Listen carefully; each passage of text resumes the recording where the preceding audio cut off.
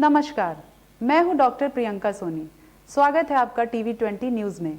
खबरों की शुरुआत करने से पहले हम आपसे निवेदन करते हैं कि लॉकडाउन का पालन करें, प्रशासन का सहयोग करें, बिना मास्क लगाए घर से ना निकले। अब रुख करते हैं आज की खबरों की तरफ।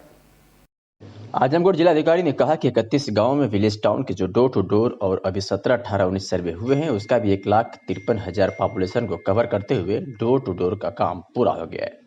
और आज से 17 गांव सठिया ब्लॉक के मुबारकपुर के इर्द गिर्द है, जिसमें प्रोसेस शुरू है।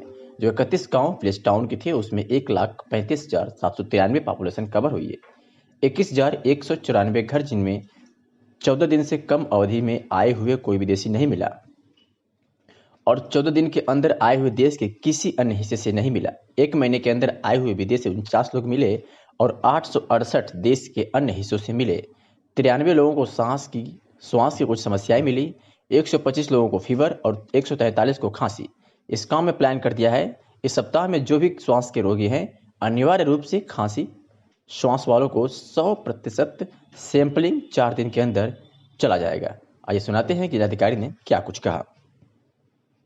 31 गांवों में जो विलेज टाउन्स के जो डोर टू डोर अभी 17, 18, 19 में हुए हैं, उसका भी 1,53,000 पॉपुलेशन को कवर करते हुए डोर टू डोर का काम पूरा हो गया। और आज से 17 गांव में सठिया ब्लॉक के जो मुबारकपुर के इर्द गिर्द के, उसमें प्रोसेस शुरू है। जो 31 गांव विलेज टाउन्स के थे, उनमें 1,35,793 पॉपुलेशन कवर हुई है।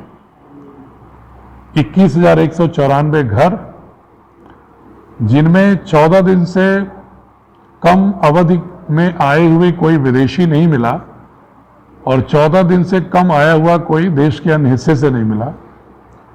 1 महीने के अंदर के आए हुए 49 विदेश से मिले और 868 देश के अन्य हिस्सों से मिले। 93 लोगों को श्वास की कुछ समस्याएं मिली। 125 लोगों को फीवर और 143 को खांसी।